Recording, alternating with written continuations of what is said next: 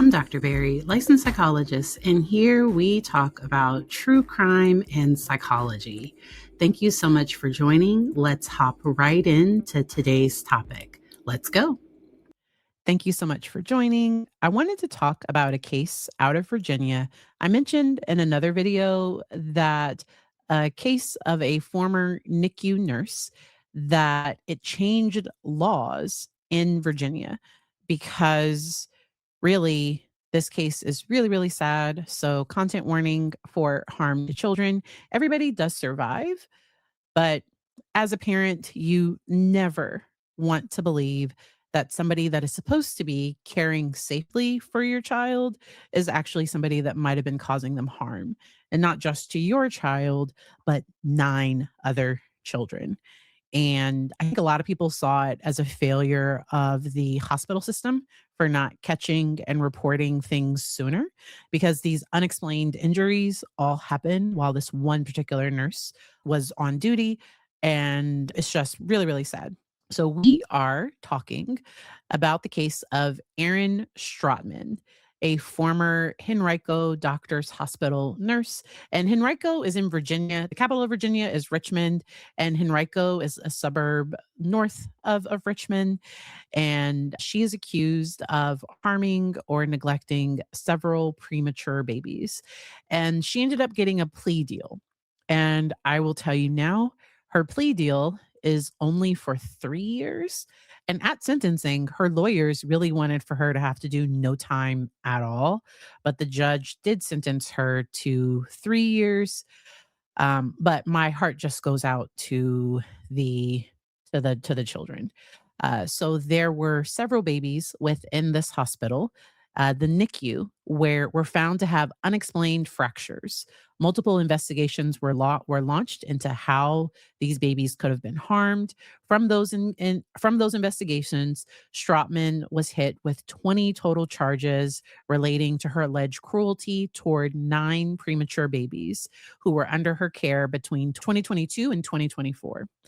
This includes charges of malicious wounding and felony child harm. I'm saying harm because the YouTube doesn't like certain words. Documents from the Virginia Board of Nursing contain detailed descriptions of the harm that was alleged in this case. And she's accused of handling infants in the hospital in ways that caused injuries to them. So, allegedly putting heavy pressure on babies' legs and abdomens, squeezing them. And so, like, this is just really, really sad. And some of this was actually caught on video. So, she was supposed to stand trial back in February, but she was able to instead plead guilty to some of the charges she was facing through a plea deal. And through that plea deal, as I mentioned, she will be serving a total of, I believe, 3 years. She is also banned from ever being a nurse again, ever working in healthcare, and then also, never working with children. And so, with that sentence, I also just wanted to talk about a bill that was passed and the families of many of those children that were injured in Erin's care.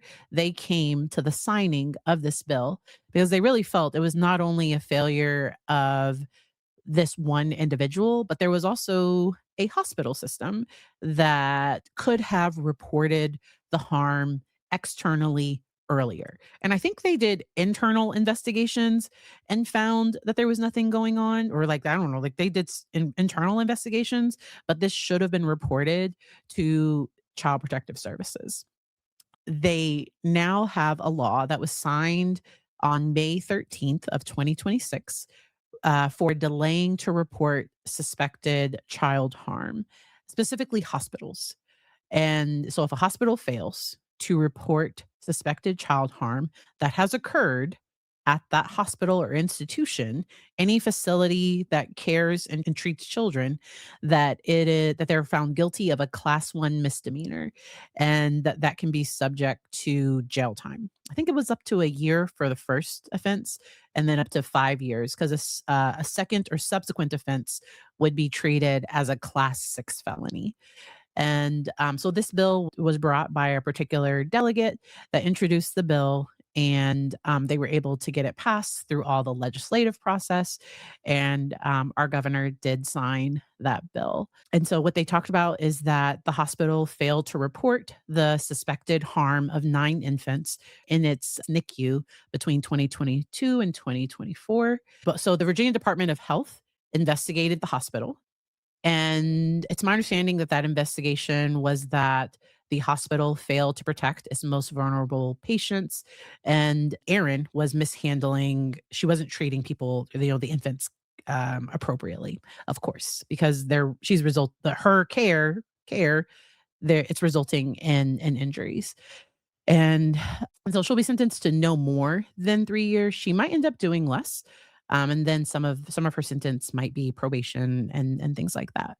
I don't think she pled guilty to all 20 charges. I think they ended up reducing it, but it is just very, very sad. My heart goes out to those families, especially the family of the very first one, because they might have felt like, huh, I don't know, because I'm sure there was a gut feeling that something was wrong. Because wait a minute, why does my child have a broken leg, or like broken like the injuries were odd. It was concerning, and I wish everybody healing, and I hope that everything is well. And the face of the family. So there are videos. If you look up, if you search this case, there are there's news coverage of this where you actually see some of the children and their families because they attended the signing of this bill.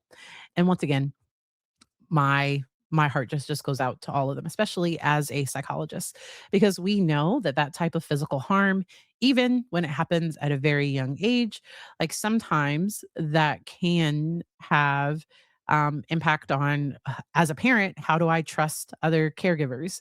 As a parent, how do I navigate things? As a child, while they might not have memory, the body always remembers. And so it's just because as a parent of a NICU child anyway, you're always just so just like, because they're in there for a reason, and you want your baby home, but they have to stay in the hospital for an extended period of time so that they can receive the appropriate care. And to know that there was a nurse that wasn't providing that adequate care and was actually causing harm, that's really heartbreaking. And so that's that. I did wanna chat about it as a Virginia-based psychologist. This is something that I had been watching. When I first saw that failure to report child harm, that could result in jail time, I was like, I dug into it more and realized that it specifically applies to hospitals. There is already, like, a consequence. So as a licensed psychologist, I am a mandated reporter of suspected or alleged harm and not confirmed harm. So it's just if there's a suspicion or an allegation, I have to follow up with a report. And then it's up to those departments to decide, does it reach the level of an investigation? I can't give an anonymous report because I am a mandated reporter. I do always have to give my name and all of that information. It's not always I think they always know on their end who reported it. The family doesn't always know, but they can normally figure it out.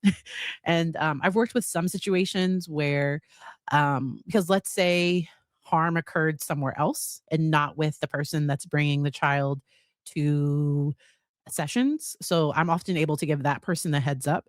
But if the person that's bringing the child to sessions is suspected of not being safe, it's because if I inform that person, like that can create an unsafe situation for the client if they are aware of any potential report. And so I navigate those situations as ethically and as I must. But super duper sad case.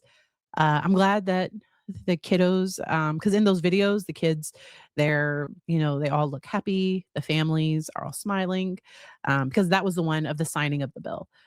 During sentencing, I wasn't able to find video of it, so I don't think they had cameras in Erin's sentencing, because I don't know if the families gave impact statements, and that's why I like having video coverage because when you have the videos, you're able to see and pick, "Oh, this is what I got out of it," versus seeing news coverage because they're just gonna focus on the parts that they thought were important. And so I'm all for cameras in courts. I think it makes the whole process more transparent. People are able to just kinda see how things work, but it is what it is. Be kind, don't do crimes, and I will see you all next time. Have a good one. Bye.